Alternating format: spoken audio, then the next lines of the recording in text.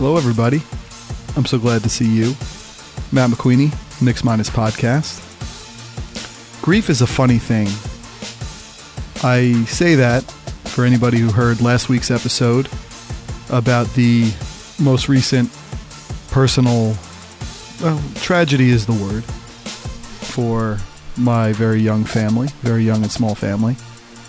And I think with grief, it's manifested in many ways for many people. My wife is somebody who lets her emotions out. Crying, intense breathing, panic attack type things going on. And that is maybe a preferred way to go with things. I am not somebody who outwardly shows emotion. I don't know how that happened. Did I train myself to do this? Was being a psychology major and someone who studied the way the brain works and the way the brain buffers and the way the brain deflects. Did that create this almost stone wall within me? The tragedy that beset my family was something I would imagine I would have an outward show of grief for. And I haven't. I mean, I've had maybe a 30-second run after I put my wife to bed one of the nights where I got a little emotional, but I had my AirPods on at the time and I was listening to music, and maybe that evoked something and made me think hard and made me dream about what's not to come in the future, at least at this juncture. And I did have a little bit about that, but ultimately I've been sad, I've been numb, but I've not really had any cathartic moment where it all comes out. You can drink, you can have wine, you can have beer, you can have those things, but they're kind of what would be termed analgesic shelters. They are things that maybe hide something for a moment, make your brain not even process at the moment, and that can be helpful, but ultimately it's got to process. And as I said in that podcast from last week, I think grief is manifested in my back. I think everything that comes at you that needs to be processed gets stuck there. And so on last Sunday, I had a workout after it had been a while. And maybe we could say the workout was the reason. I don't think it was the reason this happened. But over this last week, I have had the most debilitating back issues. Yes, I commute at least 2 hours a day, sometimes more. And yes, I probably sit too often, although that's not the truth because I have a standing desk. I also walk at lunch every day. I've walked at lunch at a gym next door most recently. I'll just go over there to the gym, check in. I have the program where you can get $20 back a month from your health insurer when you go 12 times, which is not hard to do if I go almost every day I'm at work. And I just go over there, clear my mind, reset everything. And in a best case scenario, I'll do a normal workout 2 to 3 times during the week, usually 2 times, usually Tuesday, Thursday. I like the way that sets the schedule. And then I'll work out Saturday, Sunday at home. But what I've been doing is I've been going every day. And in this scenario, I would have my normal workout Tuesday, Thursday. A normal workout means 15 to 20 minutes of weight work and then 30 minutes of high intensity cardio, whether that's running or stair stepper. And so I do that.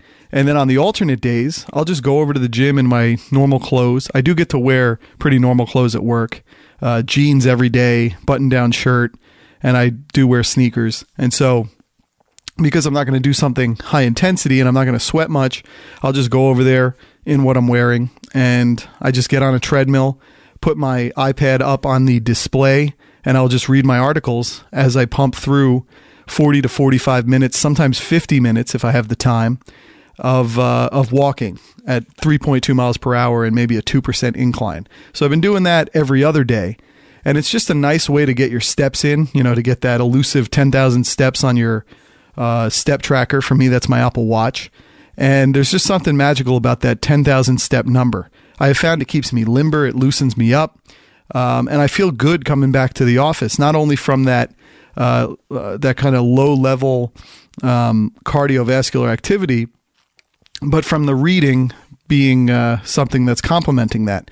So in 40 to 50 minutes, you can clear through a really long feature article in something like the New Yorker or the Atlantic, or any kind of long form reading. You can clear through that pretty well. So it gives me a chance to read. It gives me a chance to reset. It gives me a chance to move. And so I've been doing that. And this past week, I did that every day. My back was in such bad shape this week. And it's astounding to me the way this can manifest in your body, the way grief, the way sadness can find that lowest common denominator, can find that point of weakness and just settle there and almost consume it. And for me, it was something that was so intense that I was scared something greater was happening, something bigger than just a sore back, a back pain, a back spasm. And I experienced it. I experienced the gamut this week. I had points where it felt like I couldn't, do that little back turn thing. I couldn't really, I was having some trouble at times walking because of the intensity in the back. And it was just sitting there. It was manifesting right in the middle. I could almost feel the 2 to 3 discs in my back. It was touching. And there was nothing I did to cause this. There was no real life event. I was going to say traumatic event, but that's not true because as I'm hearing from people, the traumatic event of the loss of the grief is just going there. And I keep thinking, man, this is a case study. How does it go there? And how do you get it out? And is it better for me to just be emotional? And how do I do that? I was remarking to a friend who called me this past week. One of the interesting things of releasing that podcast last week is it almost ended up being an all points bulletin, an APB, to the world of people who listen. And I got a lot of feedback from people who listen. And it was a nice little way to know people are still listening out there. And I got several calls, probably 5 to 10 different calls, reach outs, Twitter, texts from people who were just like, I'm so sorry. It was a chance for them to reach out and talk to me. And I appreciate that. And I did get one call and it was from a very good friend. And, just the aspect of getting these calls was something that was very nice. And you hear of people who also had loss of pregnancy, multiples in some cases, not multiples as in twins, but multiple miscarriages, which to me is amazing that people come up off the mat several times on that. That takes a lot of bravery and a lot of courage. And it's astounding to me. But man, this thing was just sitting there. And I had a brutal week with it. And it's just absolutely amazing the way it happens. I've ended up going to the chiropractor, or by next Wednesday, because I have a chiropractic appointment then. I had one today. I had one 3 days ago, and I had one the week before. You're not supposed to go to the chiropractor this much. And again, there was no event that triggered this. No physical event. And it just has me kind of reassessing how this all works. I thought I was set for the quote unquote black swan event, for the thing that knocks you way off of your own ability to process it. And I guess I'm not, or maybe I am, but the manifestation of pain that settled there was just almost too much to bear at times. And I was just getting laid low by it. And so anyway, I would go every day this week. I wanted to lift weights because that's another thing. Lifting weights, running is a way to get it all out. And when you can't do that, now you got to find other avenues. And so I would go there. I would walk 40 minutes. I'd walk 50 minutes every single day, except Friday. Although I still did get to my 10,000 steps on Friday. I had a meeting in the city. That's another amazing thing. When you work in the city, and I get the chance to kind of live vicariously through that once in a while when I go in, but when you get to work in the city, you get so much unintended walking in. I got pretty much 10,000 steps for the day without even thinking about it. Just walking from office to train station in New York to the location we were going for the meeting. It's pretty amazing. And I mean, you can see one of my coworkers remarked, a female, she said that when she stopped working in the city and becoming a driver, that she almost had the equivalent of like a freshman 15 you have in college. It's almost like a commuter's 15. That walking, it just happened. So every day this week I got to 10,000 steps. That was not any problem. But man, the pain I felt in my back this week, I was doubling down in the morning on a leave, getting it in at night. My wife had this gel, this almost NSAID gel that you could put on the place of impact, and I was putting that on. And I would think I would break through, but then you would have the pain shoot back. And, even in a leave will only last 12 hours, which is actually a lot of time to last. But when you start getting to the end of that, the pain comes back, and maybe you're in your car commuting, and you have to almost time the release to work with when you're going to be at the next point where you can actually get another relief. And it was overwhelming. And so there was a point this week where I just was talking to Melanie, and I said, oh my God, my back pain is so bad. I mean, this is the highest levels of back pain I've ever experienced. And I'm someone who always has a little bit of a balky back. As I've said in the past, the left side of my back is always a little tight, but this was pure pain. This was nodes firing. This was discs bulging. And I don't know if they are or not. I don't know what's happening there, but it's happening. Inflammation is attacking my body. And so on one of the days I went to the chiropractor, an emergency session at 6 p.m. at night, and I rolled in there, and it's a husband and wife chiropractic team here in Sparta. Really cool story. The husband, I think, was the quarterback some time ago. He's probably in his late 40s, early 50s at this point, but he was the quarterback of Sparta back when he was in high school. And he apparently broke his neck while playing football. Now, it was you hear that and you think, oh my gosh, paralysis. It wasn't that. He apparently broke his neck and didn't even know it. And then he started going to do another activity, maybe on the lake or in the water, rowing or swimming or something. And then something just really was nagging at him. And he went into this chiropractic office, this local chiropractor here in town, and this guy fixed him.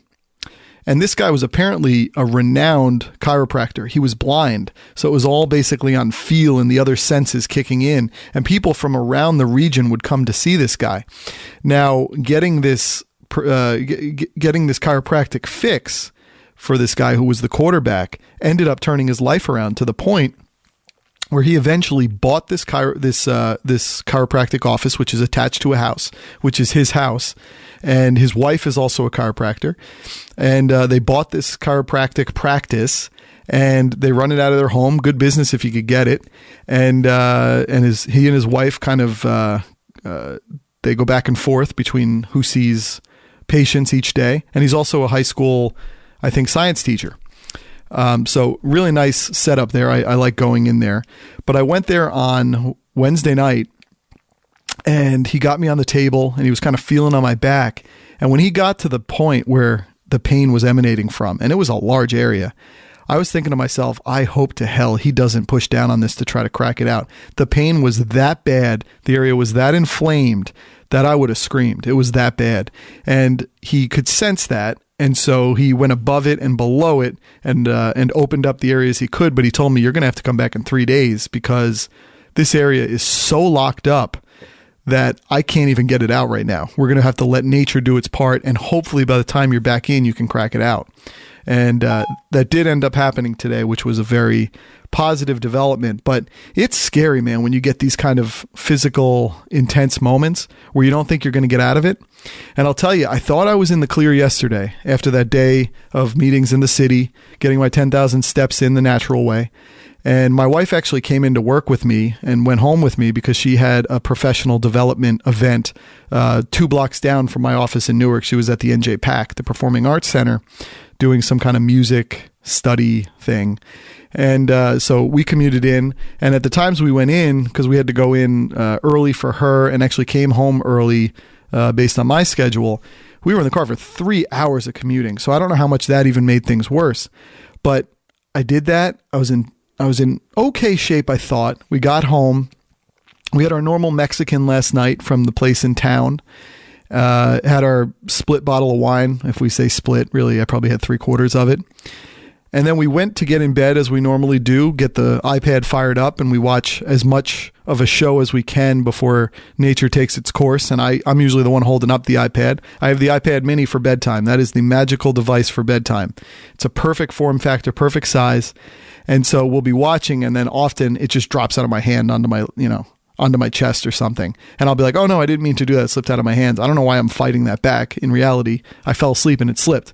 But we're watching it. We're sitting there. We're watching The Crown, actually. Good show on Netflix, The Crown, about Queen Elizabeth, the early years of her reign. Very good show. You'd be surprised watching it. Very good show. If you love Downton Abbey, it's like that, but even better, and the cinematography's better in its own way. I mean, Downton Abbey was a fantastic show. But we're sitting there watching it, a couple minutes in, and then all of a sudden it felt like I was shot in the back, like I was stabbed in the back. And I went through some of the most intense, I guess you would call them back spasms, I've ever felt. It was so bad that I felt like it was an event that I didn't know if I was going to come out of. You don't know what's happening. You're looking stuff up in real time. Melanie's trying to care for me and make me feel better. She's giving me a leave. I was bowled over in pain on the bed. I'm like trying to go into like a yoga poses. It was awful how bad the pain was, and it wouldn't subside. And it was almost like a belt going around my back to my front. Everything was being engaged. Everything was in pain. And I'm sitting there going, oh my God, this is from grief. I got to find a better way to get this out. I mean, it was something. I can't even believe how bad it was, that pain. It was just overwhelming.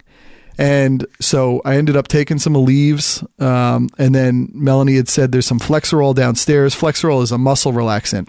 And so I went downstairs, got a Flexerol, but I was in like clear and present danger of pain. I mean, it was horrendous. Almost felt like your back broke or something. Or it felt like, it felt like I was playing basketball at that moment and got fouled really hard and landed bad on my back, and then it kicked in. That's how bad the pain was. I can't get over that this is a mental, psychological manifestation. I mean, it blows my mind. It's almost like seeing a ghost. It's almost like finding out aliens exist. Like it feels that impactful to me. Although I'd be a lot scared if I found out aliens exist and see ghosts. I don't know if I could ever see one. But that's neither here nor there. But I went down and got a Flexerol. And I'm taking that, and it's almost midnight, which is not a good idea. If you're going to go take Flexerol, don't take that on an emergency basis in the middle of the night, because you're going to wake up feeling like a groggy son of a gun. And so we were rolling into this weekend where it was pretty much just going to be me watching my son Liam both days, because Melanie has some other personal development thing this weekend at Montclair State where she's gone the extent of both days. She'll be home at night, and she's home very early in the morning, and then she's gone. It's a conducting seminar because she's a music teacher. So I guess it makes you better, and it critiques your conducting process and how you go about that. I always thought it was just people moving their arms, but there's a whole science to it. Don't tell anyone I said that, even her, because it's like a science. It's unbelievable. But I'm real worried because I'm going to be here with my son, watching him, and my back was in trouble. Now, I woke up, things were a little more stabilized, things were a little more steady after the personal earthquake in some ways, if you will. The tectonic plates were shifted back into some semblance of order. But, I woke up and I was in a daze. My wife left. Thankfully, my mother-in-law ended up coming over early, helped take my son to swim class, and then stayed with him, took him out while I went to the chiropractor today. But, there was a point this morning before she came, and after my wife had left, I threw Daniel Tiger on the TV, and I fell asleep on the couch. My son, luckily, was sitting next to me at the time, and yelling at me to get up. But, oh my God, when you're in that kind of pain and you feel like you don't have an out, I don't even know where to go. And in the middle of the night, she's like, I'm going to call the doctors. And we see a nurse practitioner practice, which is really good if you have to get like antibiotics or certain basic levels of prescribed drugs or things like that, where they can take care of flus, sickness, basic stuff. But I was like, no, this is bigger. This is bad. I was really afraid that the back thing was something way more, way worse than something in normal. I'm like sitting there thinking I need House, right? House MD, that show. But, things got okay. I got into the chiropractor today. I still felt amazing pain to the touch when he was going near that area. But he's telling me, breathe in, take a big breath, breathe out. And then they kind of get you real quick, Chuck Norris style. And he got back to that area and it cracked out so bad. It was the most painful chiropractic session I've ever experienced. I mean, it was something else. But I think I might be back in some area where I'm getting okay. I decided probably not a good idea, but I got a little bit of weightlifting done, light weights, shoulders, biceps, and then I did the elliptical here at home while I was watching Real Time with Bill Maher. Wow, last episode of the year until January. That's like the kind of show during this kind of administration where you feel like they should just not take off. They should just get paid overtime and work straight through. Like, it's weird that he's now going to be off for 2 months. And he's allowed. I'm not saying he's not allowed, but it's weird that he's going to be off in the heat of all that's going on. It's almost like when Howard Stern takes those times off and then he comes back 3 weeks later and he'll start doing obituaries of people who died 2 weeks before, but they're important to the show. It's tough. Show business gets in the way sometimes. But yeah, I got in there. He cracked it out, and I think I might be okay. But a lot of times this week, I kept going, all right, I'm through the, I'm through the tunnel here of pain. I'm through where I need to be. I'm pretty much going to get to a point where I can crack out. And I don't know. And maybe it's going to hang with me as long as I'm grieving. Maybe when it breaks out, that's my signal that the grieving process is over. And I don't think it's ever going to be over. I mean, I can't believe how painful this is. And I can't believe how much I don't feel like I'm feeling it. But I do just feel in a general malaise. I feel like I don't enjoy anything. I feel like I'm not looking forward to anything right now. I feel like I'm just living in a numb state, just getting through each day. And for good or bad, having a 3-year-old helps that because you have no choice but to move forward, but to live each day to the fullest for him when you're with him, to get him through his morning routines, to get him to the potty, to get him dressed, to get him to his meals, to get him to school. And so it does give you some semblance of forward motion where maybe you would just want to hang back and do nothing and be static. And I don't know. I mean, maybe I would just want to be static. Maybe I just want to binge watch something. Maybe I just want to do podcasts or watch sports. But it's hard. I'm just not looking forward to a lot, and I know it'll come back. But when you're in the heat of that, this almost enforced depression, this enforced grieving, when you're in the heat of it, you always think, oh, I'll bounce back, I'll be fine. But when you're in it, you never feel like you're gonna, because you can't. Your mind's not ready to be there yet. That's why I always kind of teach myself when I'm in those little funks, and then I get out. I remember that moment to almost feed it back into the, into your being, to tell you that, hey, I got through this thing and it was fine. I got through this thing and it felt better. So just know that the sun's going to come up the next day.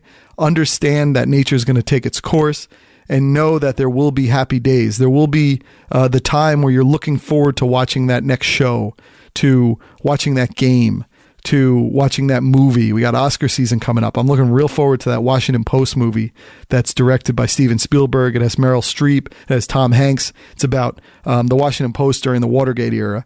And anybody, I would recommend seeing All the President's Men back from the 70s, because that was actually the Woodward and Bernstein. That was the movie about Woodward and Bernstein and Deep Throat, and kind of investigating the president and the ultimate path that led to him leaving after having won almost a sweep of the populace in his second election as president. But that's a great movie. I would watch that movie if you've never seen it. I actually had it on the Cinemax app. You can probably find it out there on one of your authenticated streaming services, whether it's Showtime, Cinemax, HBO. You'll find it out there. And if you don't, rent it or buy it. It is a great movie. But I cannot wait for the modern day thing here. We're going to have Tom Hanks, Meryl Streep playing Katharine Graham, I'm guessing, and then Steven Spielberg directing. I loved Spotlight last year, and I think we're going to get more of that. I am just ready for the movies. So maybe I am coming out a little bit, but I'm never going to leave this funk. I'm just not gonna. But I need the happier days feeling. I need to get out of the back pain. And again, it's like a pall over you when you're in pain, you know? When you have that pain somewhere that's just enervating, almost nerve endings just pulsing. When you have that pain, it's hard to see through it. It's hard to look even an hour forward. You're in the constant enmesh of the pain. And so you got to get out, and maybe you got to go through this process too. But I've just been amazed. And what if it turns out it was just a funky back exercise I did that did it? And look, I'm sure that started it, but something about this grief has just compounded it and made it way worse. And I got to get out. And I think the first step today was getting finally through the pain. I had to feel amazing pressure and pain on that back. But when you get that crack, whew, and everyone's afraid of that crack. Everyone's afraid. They think that chiropractic is like a quackery. And look, I was one of those people. But then I started going to people I trust, and you find it does work. It's almost a form of stretching in a way, quick stretching, some yoga principles in it. it makes sense to do. Now, I've needed it at high levels. I really shouldn't need it more than every month or every 2 months, but it's helping me get through this somehow, physically. I got to mentally get through now. And I think how you do that is up to you. What do you do? What do you do to entertain yourself? And for me lately, it's been the NBA. NBA basketball has been fantastic. We're about 15, 16 games through the season, almost a quarter of the way. 20 games or so is about a quarter of the way when you think of an 82-game season. And as I thought in the summer, when we've had many of our podcasts, this whole narrative that the NBA, all the teams in the NBA should just close up shop for the next couple of years because the Warriors are just going to win every year. I thought that wouldn't happen. Nature doesn't let that just happen. There are things happening around the league. There are new rookies coming in. There's trades that are made. The balance of power is a lot more tenuous sometimes than it appears. They always say, a turned ankle. Watch out. If a turned ankle here, who's going to win?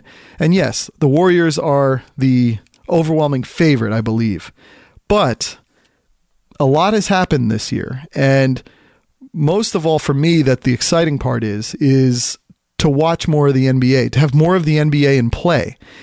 In past years, I love watching the Warriors, and I love watching other teams play the Warriors, but I didn't love watching other teams play each other as much. And plus, being local, the Nets stunk. They were coming back from that awful Boston trade. It felt like the cupboard was dry with them, that there wasn't a lot of hope. They sort of had replacement players in place because they didn't have the ability to get high-level players, either through free agency or the draft, because they had relinquished much of their draft to Boston in that famous trade for Paul Pierce and Kevin Garnett and Jason Terry, who amazingly is the last one who's still playing, right? Isn't that crazy? He was like the oldest guy then. He still is the oldest guy. I always thought it was amazing that he was 2 years ago or last year interviewing to be the head coach, I think, of a college team. And then, that interview didn't work out. All right, I'll just go back and play in the NBA. That guy survives. I remember when he was on Dallas winning the championship with Jason Kidd, and he felt old then. And this guy is still going. He's still scoring, the old man in the park. But there's more of the NBA in play now, and it's exciting. There's more games that I'm excited to watch each night. I do always want to still watch the Warriors, although the Warriors might be in that sort of coasting mode now, where you go to so many championships, where you play so deep into the playoffs that the regular season doesn't matter as much. The novelty of having Kevin Durant on the team from last year has worn off. They're more just in a 30,000-foot coasting level. If we win, we win. If we play a tight game, we play a tight game. But we're not going to be that broken up about losing. And by default, we're probably going to win 7 out of every 8 games. We're probably going to win 85 to 90% of our games, regardless of what we do, regardless of how hard we play. They already have the record for wins in a season at 73. And I think they're going to find their way, no matter how you cut it, to 65, 66 wins. It's just going to happen by default. As long as everyone stays healthy, even if one guy's out here or there, as Steph Curry was the other night, they're still going to find their way to mid-60s wins. It's just how they're constructed. Now, if they play hard, they could get up towards 70 again, but why keep playing hard? The goal is the finals. The goal is winning championships. They've won 2 out of the last 3 after being to all 3, and you want to kind of save your energy a little bit for the end of the season and the long slog that is the playoffs, which can last almost 2 months. Pretty amazing how long that playoffs last. It's its own season. And I always feel once you get into that playoff season, you look back at the regular season and go, wow, that was almost like a long preseason. But I'll tell you, I've been into some games. I've been into some teams. And maybe because of how much TV there is on, how many shows there are to watch, I fall into a paralysis analysis or an analysis paralysis where I can't even choose what to watch. It's not like watching movies where you can get through one in a night and then move on to the next. These TV shows are 13 episodes, for the most part, unless it's broadcast. But the prestige dramas and stuff are 13 episodes, ranging from 40 minutes to an hour each. That is a huge commitment across the board. Just when you look at the Marvel shows, think about the commitment, think about the investment you have to put into watching those shows. I still haven't finished Luke Cage, even though I've made some good end runs, some good binge mode runs. I'm still 2 episodes through, and I can't muster the energy to just finish it because I know, I still got the Defenders. Oh, the Punisher just came out last night. And then sometimes if you don't get into it right away, you just go, what's the sense in watching it at this point? I could just wait and watch it whenever. And you almost never do. So there's so much choice that you're almost left not watching it. And the easiest thing to do is put on a basketball game each night. And it has delivered. I've been way more into watching the Cleveland Cavaliers than I thought, only because the struggle and controversy of that team, controversial in the sense that they are not very good looking. They look like end season LeBron teams with his last 2 stops, where he brings in all these veterans who are sort of at the end of their prime or post prime. And then when you have a 3, 4, 5 year run, by the end of that, they're just old. Dwayne Wade is just, LeBron already left Dwayne Wade in Miami, and that was 3 or 4 years ago. He didn't want to keep playing with him then, and now you got 35-year-old Dwayne Wade. Not Dwayne Wade's fault, but the roster around LeBron is just it's sub quality. I mean, it's not great. Kevin Love does his part, hits the threes, sort of become a poor man's Chris Bosh, right-handed Chris Bosh. He can still throw the outlet pass, but they don't really run because they're so old. LeBron is, by dint of himself, by dint of his of what he can bring to the team, is bullheading his way to wins, but they're fighting too hard to get wins. You need to coast to wins in the regular season so that your postseason, you can turn it on to 100% and win those. They're going to have some struggles. I mean, even right now, again, we're only 15 games into the season, 15, 16 games, but right now they would be the 2, 3, 4, 5. They would be the 8th seed, and they'd be playing the Celtics, which is kind of funny. They're 9-7. They've won 4 in a row to get to 9-7. So they were really 5-7 at that point, but they're working so hard to get wins. I was watching the game last night against the Clippers, and the Clippers had a lead in that game, and the Clippers aren't anything to write home about. The Clippers have quite a losing streak as well. They're where are we here? The Clippers have lost 7 in a row. So Cleveland is fighting really hard to probably get about 50 wins. They're just fighting too hard. They don't have a lot there. And getting Isaiah Thomas back could be the spark, sure, but they need more than that. They certainly can't match up with the Warriors. Certainly not. They'll get blown off the court. I mean, they have no chance against the Warriors. And now you're wondering, do they have a chance against the Celtics? I still think they do. Just like we saw in that game 1. Now, I know in game 1, the awful Gordon Hayward injury happened, and that could have kind of taken the legs out from under the Celtics. Ooh, that was not a good allusion to say there. So that could have kind of knocked them off their feet. But the Celtics fought really hard in that game. The young players, Tatum, Brown, have just been really, really good. Tatum is such a refined basketball player. It's going to be crazy to see him in 5-6 years when he fills out a little more, what kind of player he'll be. He's almost got to stay lean, but it'll be hard. It's almost like a Carmelo. Remember how lean Carmelo was at the beginning? Then he filled out a little more, got more of a back to the basket game here and there. Tatum's going to get there. Tatum has that kind of feel to me, but he's a very good player. Jaylen Brown came out of college sort of as an athlete extraordinaire, and he's gotten a game. He's playing great defense. He'll hit threes. He'll make really athletic plays around the rim. And Kyrie has almost been their mentor now at 25 years old. So that team is really good, really dangerous. You don't even know what their ceiling is. They'll get Hayward back next year, ostensibly, but maybe by the end of this year. Do they even want him? But they're so deep. They have had some double-digit they have been behind double digits in several of the games and come all the way back in their 14-game win streak to this point. And they're 7-1 at home and on the road. They're just very good, very competitive, and they never give up in games. They play great defense. They kept Golden State to 88 points. Now, again, I don't think Golden State, they were sort of treating the game like a pickup game a little bit. They had a big lead in the game, and almost just having the big lead, I think, gave them the complacency that they'll be fine. But I'll tell you, the Celtics coming back and beating them was a big thing. The Celtics almost made Golden State not look like the cool kid in town anymore. It made Golden State look a little bit older. Showed some chip off the paint, right? I mean, it wasn't like they weren't bad. They were in the game too, and there were only a couple of made shots, and Curry and Clay, I believe, in that game did not have good ones. I mean, they were in, I think, low teens scoring. Kevin Durant is almost the given now. He comes to play. He gets his points every night. But Boston, can they put a scare into Cleveland? I don't know. I still think LeBron, just like I was going to say in that game one, LeBron takes over. And he almost, through will not lose to Kyrie. So that would be my one worry as the Celtics. Can they break through when Kyrie is their best player and LeBron can't take that? As long as LeBron is at the top of his powers, as he still is in year 15, coming up on the age of 33, as long as he can still muster what he can, his physical show of force can't be tapped, can't be touched. It's almost like Shaquille O'Neal, except he's got a three and he's got dribbles and he's got passing, but he's that physically imposing.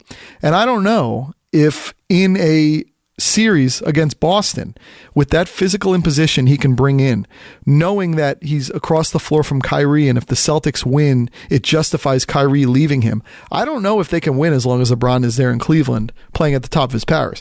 Now, his roster stinks, and I think that if Boston could get through Cleveland, they would give the Warriors a much better series than the Cavs would. I think the Cavs would just get blown off the court. There's just not enough there to match what Golden State can bring.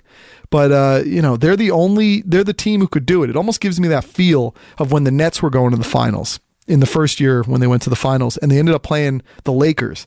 They got swept 4-0, just as I think the Cavaliers would get swept 4-0 by Golden State.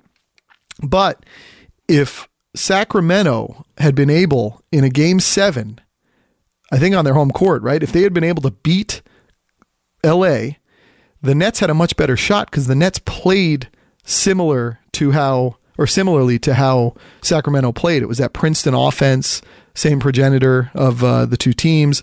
The matchups were better. There wasn't that physically imposing force in Shaq to have to contend with.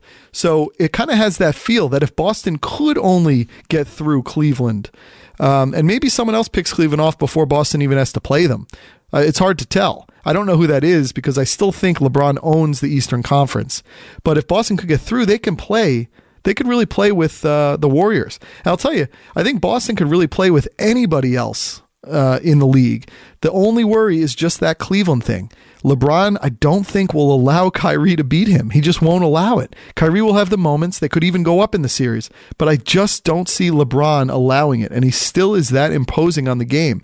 But man, you look at Boston, they could play with anyone. They really could. I'm not worried about Houston. I'm never going to be worried about Houston because I just don't think they play the D. And when you get to the playoffs and you go through, through the physical intensity of a 7-game series, they wear down and their legs get heavy and their shots go long or their shots go short. They're just not scary to me. A very nice team.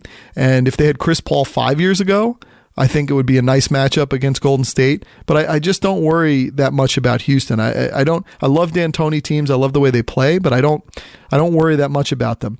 Minnesota has been surprising to me to get out to 10-5. They've won 3 in a row as of today. Again, Saturday, November 18th. They've come out. They've played very well. I was kind of worried that they were going to end up being a team that wouldn't click the way you would hoped, but they're doing what they need to do. The Spurs continue to win. The Spurs took care of Oklahoma City last night too. Oklahoma City is 1, 2, 3, 4, 5, 6, 7, 8. Oklahoma City's on the outside looking in on the playoffs as of today. Again, it's not playoff time, but Oklahoma City, they worry me. What did they have? A 23-point lead last night against the Spurs. The Spurs, who don't have Kawhi Leonard, who don't have Tony Parker, they're really, they're almost a headless chicken playing. There's not a lot there, but they play hard. They were at home, but Oklahoma City had a 23-point lead and they couldn't close the gap on that. They lost in the end of the game to go down and to go 7-8 now. You worry about a team. Is that going to click? I thought it would. I thought it would almost have the way Paul Pierce, Kevin Garnett, and Ray Allen came together, the PGA Tour, as they used to be called, there in Boston in 2007. I thought it might come there where the pieces just fall into place perfectly, but maybe they won't. Maybe it's a weird team where one night one guy gets 35, another night he gets 35, then the next guy, whereas they need to be cohesive each night. It's not an I go, you go type of league anymore. It's a ball movement. It's a drive and kick. It's really more of a ball movement league. Find the open three. And I I don't know. The I go, you go is not as prevalent today. Who else am I surprised in? Philadelphia. Wow, what a watch. It'll be after this goes up and you hear it, but I'm really looking forward to Golden State at Philly tonight on November 18th. Philly is a revelation. I always thought, and I thought this last year, that they would be a 40-win team last year. I just thought with Embiid being what he is, with Ben Simmons coming in, and just those two guys with the roster of nice role players. Robert Covington just got a huge extension deal. I just thought they were a nice team and they had enough players to get to 40 wins. Obviously, Ben Simmons was out for the year. Obviously, Joel Embiid only played like a third or a quarter of the games in the league, but they're really, really good. And if they stay healthy, they're going to be really good. And if they could ever figure out Markelle Fultz, I mean, imagine Jason Tatum on that team. Whew, that would be nice. But if they can figure out Markelle Fultz, wow, are they going to be good? I think they're going to get to 40 wins this year. I think they're going to be a playoff team. Ben Simmons kind of owns the court the way we thought Lonzo Ball would this year, who hasn't really done it. But I still have positive thoughts about Lonzo. I think we're too hard on him, and not because of him, almost because of what his dad brings to it. Like when you look at Trump keeps saying, I want to be treated almost presidential, but then he goes on Twitter and he disparages people, which makes otherwise nice people. It kind of gives them license to talk in a way like a bully, to talk back to the president. And I think in some ways the balls have created this situation where you root for Lonzo to fail so you can yell back at them. Like you don't want bullies to win. It was like the Rex Ryan thing. Even though he was coaching the Jets at the time, the bully thing just doesn't play well, especially if you don't win, especially if you falter. If you're a bully and you win and you always take your games by force, by conquest, you're going to be fine. But if you falter, people enjoy slinging arrows at the bullies, and the balls have almost been made bullies because of the father. I don't think Lonzo's even like that, but Ben Simmons has just been. He's been fantastic, and Embiid, oh my God! Like you almost look at those guys, and you're like, wow. If those guys were healthy, they could win a championship. I mean, as crazy as that sounds. Embiid is like a once in a lifetime talent. And for everyone who said the big man is gone, it's the way of the dinosaurs, Embiid is a big man, and if he stays healthy and does what he's doing, watch how much he takes the league over and the small ball doesn't matter. It's going to be fun to actually watch tonight to see kind of how the small ball Warriors play against Embiid. The Knicks have been a must-watch for me. I thought the Brooklyn Nets would be something I'd be into watching, but they were early. They had some juice. They were getting a lot of points up. They're coached well. The player development's good. They're doing a good job, but they've kind of underwhelmed right in spots where you needed them to overwhelm to get you kind of hooked in, and they haven't really done that. And then D'Angelo Russell gets the knee surgery, and now he's going to be out for who knows how long. That was really the piece you were looking forward to watching, and he's out. So I don't know. We'll see how we'll see how things go with the Nets. They kind of have to put a streak together here for you to get back in on them. And there's just something empty about that team, about that arena, about that organization. The basketball operations, I'm not saying that part. I think the coach is really good. I think Marks is really good running it. But there's a false promise around that team. There doesn't seem to be anyone filling that arena except opposing fans, like in the Celtics game. And there's just something that's not fitting there, something that doesn't feel right. Someone is selling us a bill of goods there, and that's a worry. And then when the Knicks, who were supposed to not be very good, are doing what they're doing, they did lose in Toronto, which put them to 8-7. But watching Kristaps Porzingis, watching Ntilikina, or whatever, however you say it, there's something nice about what they're building there. It's almost Spursy. And as we're seeing with Porzingis, he is just a once-in-a-lifetime talent, very much like Joel Embiid. Isn't it funny how all these unicorn players, as they call them, the Embiids, the Porzingises, the Antetokounmpo, these kind of players, because you're a unicorn, you have to be almost weird and long and lengthy, and you almost feel more apt to injury. And that's where the unicorns are taken down. Just like unicorns in the tech sector, they're kind of taken down when they go public. It's kind of like that with the unicorns here. When they go public, when they are out there, when they're when people are singing their praises and they're on the open market, and you turn on the game ready to watch them on a national television night. Now that they're out there, what is their true value? Just like the unicorns, which means billion-dollar companies in tech. They're $1 billion because of the valuations, and those valuations are not based on the market. The minute these kinds of companies hit the open market, they get on the stock exchange, you see their true value. You hear their earnings told back to you on a quarterly basis, and Wall Street, in kind, decides the value of the organization, and often it is not as a unicorn. So as long as these players are kind of staying in the dark, building up their portfolios, we can call them unicorns. But now that they're public, we're going to see what their true worth is. So now that they're public, are they someone you want to get behind? Are they a stock you want to buy with your own money? So that'll be real interesting. And I think these three players certainly are. And Antetokounmpo seems like he's more or less injury prone, but we'll see. It's hard to tell. He seems more solid. He seems more built for the long haul. The only thing that will tell us that about Embiid or Porzingis is if they do it, if they keep playing, if they keep doing what they're doing.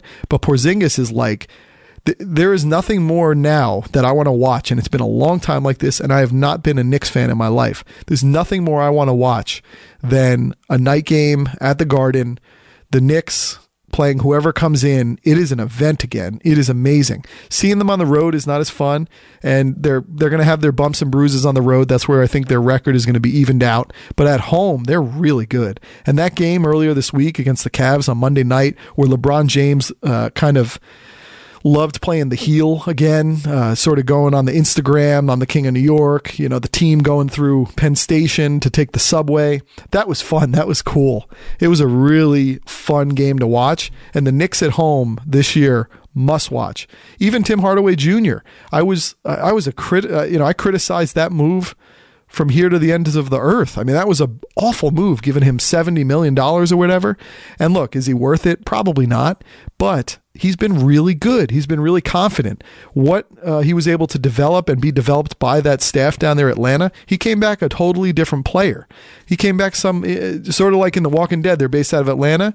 You go in as a soft person. If you make it out of Atlanta in The Walking Dead, if you've made it through the zombie apocalypse, you are a hardened, tough person who has no problem slaying zombies.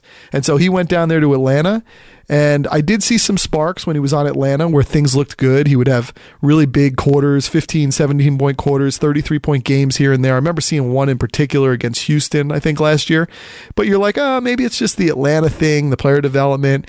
The Knicks gave him the money. They gave it to a guy who was on their team, who was drafted by them.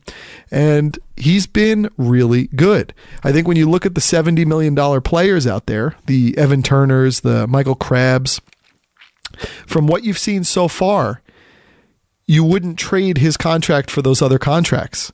And I mean, if that is a mark of pride, I don't know, but that is true. He's been really, really solid. He has the confidence to just take the big shot. Maybe he takes it too many times, but he's aggressive. He defends. He plays well along Porzingis, which they need. They need more kind of wing players to shoot off of him. And Ntilikina's been tough. They kind of have a New York attitude, as cheesy as it sounds, but I like it. And I like that Porzingis doesn't doesn't kind of squint before the sun. He comes to play. He's really good. It's fun to watch this league now. Like I said, things are not preordained. In sports, narratives get flipped really, really quick. And there's been some teams, some really bottomed out teams at the end there, Chicago, Atlanta, Dallas, Sacramento, Phoenix, where there's enough teams who are playing so badly that you can kind of check out on them. You don't even have to watch them, which allows you to focus in on the rest of the league. So I do have to start focusing in on Denver. I never watch Denver. I never think to watch them. They don't do things that make you watch them. Like, remember, was it last year Portland went, or maybe 2 years ago, they went on an amazing win streak. So when teams do those things where the Denver hasn't done the thing that leads SportsCenter, right? And I know you could say it's a smaller market. They don't have the players, although they do have Jokic, but you know what I mean. They don't have like the obvious, we're going to start SportsCenter because of this player, because of this team. When a team does that, that's almost when I watch. When Denver wins 10 in a row, SportsCenter leads the next game with them, and you get their story, their narrative. The ESPN personality is in Denver to cover it. You're getting more of an insight into these players because there's interviews. That's what they need to do. They're dying in darkness, kind of. They're just sort of Like you look at their roster, you go, oh my gosh, I forgot about these players. And you're forgetting about them because they're not doing enough to raise up to your to the standards of what we want to see when something goes public. Almost the team version of a unicorn. We hear so much good stuff about them, and you just forget to watch them. They need to do the thing that gets in front of you. Sort of like Portland did, like these teams go on these great streaks like Boston is doing. Boston has just been phenomenal. I mean, it's absolutely amazing. You look at Detroit. That's one team I looked at the standings a couple days ago. I went, wow, 10-3? Detroit is 10-3? And then you notice they've lost 2 in a row. They're back to 10-5, and you wonder if now that's going to go in the other direction. Because I was sitting there thinking Detroit was going to be a no-watch this year. And aren't they playing in a new arena? And it always feels like it's empty. So I don't even know what's going on up there. But if Detroit breaks out, if they're 20-10 in another, what would that be, 15 games?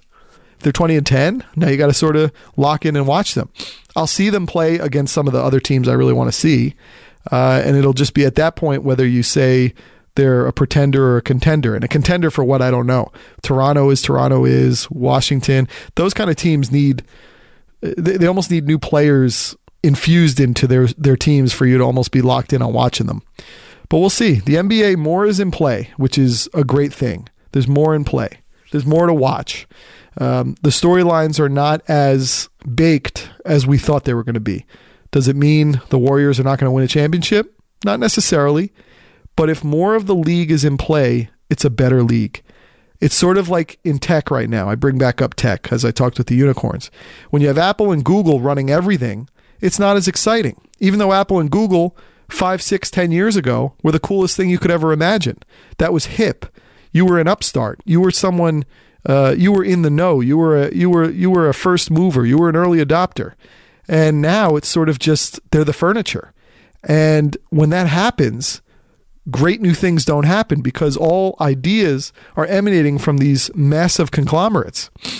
Now, you almost think of the league that way, where Cleveland and Golden State were like Apple and Google, the big teams. And really the only way other players or teams would come into play was whether they were playing against those teams or whether the top players from their teams were sent to those teams. And now they're on Apple or Google. And a lot of times when those players go there, they get consumed by it, and they're not as cool as they were when they were a startup. Now there's little shoots spreading around the country. Philadelphia is a startup city now with, speaking from the basketball sense, they're a place to watch. Portland's always a place to watch. Washington's still, but there's things going on. Boston is now the cool place to watch. They're worth watching. I mean, as good as they were last year, I didn't watch more than maybe 4 or 5 of their games. And certainly didn't watch full games. There was just something that was pretender feeling about them.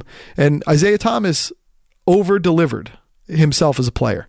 And that's amazing. That's all we want in our players. But the fact he was so over-delivering, I always felt like he was going to run up against the ceiling in the playoffs. And whether it was from injury, whether it was from whatever, whether it was from family loss, he did run up against that ceiling. But now that Kyrie's there, you don't know what the ceiling could be. And it's fun to watch Kyrie in this. Kyrie kind of moved from one company to another, or was acqui-hired, if you will. So there's startups, there's things sprouting around the country. LA is back in play with the Lakers, maybe not with the Clippers. Orlando's in play a bit. There's more stuff going on in the league, and that's always better. It's always better when there's competition all around. That's just where you want to be. And so I think it's a lot of fun, and I'm into it.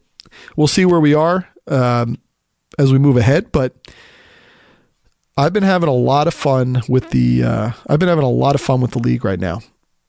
I really have. It's been the thing that has helped me kind of look forward to something each day. Maybe it's my way station before I get back to TV and movies. But I'll tell you what, I don't watch like football. It's made football uninteresting, right? Maybe that's because the Giants stink. Maybe that's because the Jets are mediocre, even though they've over-delivered to be mediocre. They've shot past expectations to be mediocre. And maybe tonight's game, seeing UCLA play USC, is it a competition for the Giants quarterback job when you think of Josh Rosen, when you think of Sam Darnold? But football is like stodgy. Football is old. Football is almost as stiff as my back has been this week. You're not excited about the Thursday night game. I never really have been. I can't even bet on the Thursday night game in my bet leagues.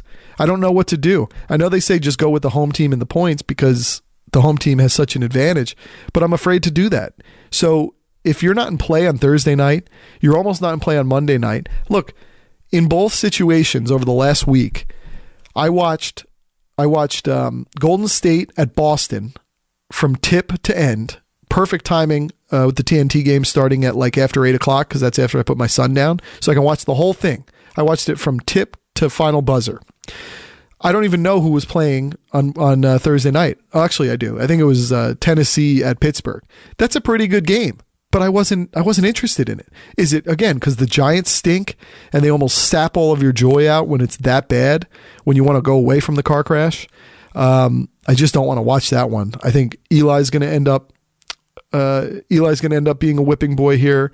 Obviously, McAdoo is. Things just went so wrong there, and it's the lesson of being careful what you wish for when you sign mercenaries. Free agents are mercenaries. They don't have a connection to your team. They're not developed through your team. They're not drafted by your team, even though that whole process is kind of unfair if you think about it too, because it's a weird situation where a player can go and choose where they want to go to college, but then they can't choose where they want to live and work in life. So free agency only allows them that point to do that. But be that as it may, when you get to the pros and you get to free agency, players are mercenaries. So if they don't have a history with your city, with your staff, with the organization, when things go wrong, they're quicker to check out. They are, because what's the point? They've gotten their money. Plus, it's a league where the contracts aren't quite guaranteed. So you get all that money. But when you start to see things turn, you're not going to help to pick it back up. And that's what happened with the Giants. Things just fell apart. They didn't believe in the coach anymore. Who knows what that means? Who knows if it's true? Who knows if he's not getting a fair shake? But in the game of men like this, fair shakes are for, I don't know. I don't even know what to say. Fair shakes are for dice.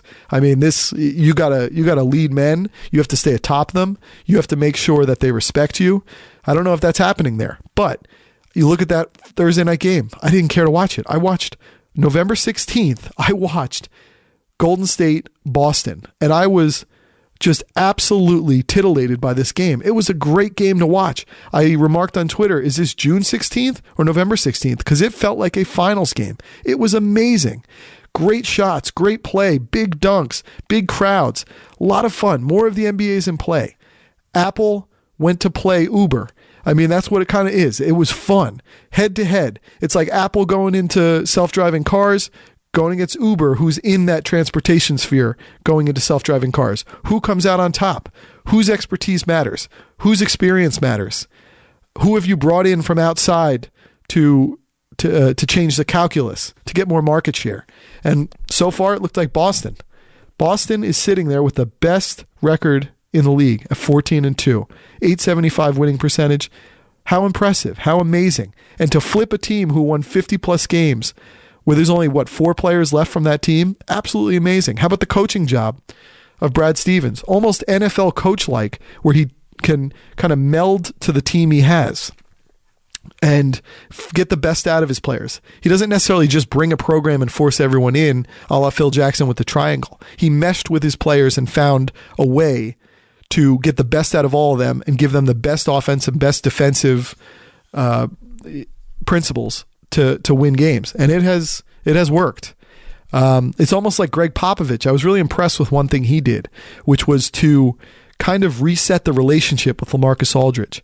It was only 2 years ago that LaMarcus Aldridge was the most sought-after free agent in the market, where teams were bringing in secondary players who they thought LaMarcus Aldridge would want to play with. I mean, look at Tyson Chandler in Phoenix. They brought him in basically to try to get LaMarcus Aldridge to come there.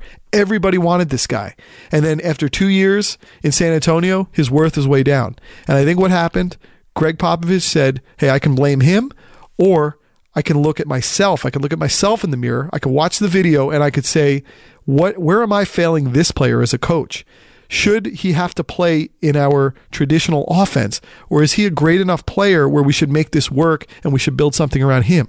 So I give Greg Popovich a lot of credit, a guy who's won so many championships, who's won 50-plus games for like 22-plus years. And he went to LaMarcus Aldridge and, he had a head-to-head with him, and they went over what they're going to do. And he redoubled his commitment to LaMarcus Aldridge, and the team gave him an extension. And look, It's early, but he's come back out as LaMarcus Aldridge. Sometimes you have to humble yourself a little bit. No matter how much you've won, no matter how much you've done, you have to humble yourself a little and figure, what can I do to keep this thing moving? They could have just traded him. They could have just let him go at the end of his contract.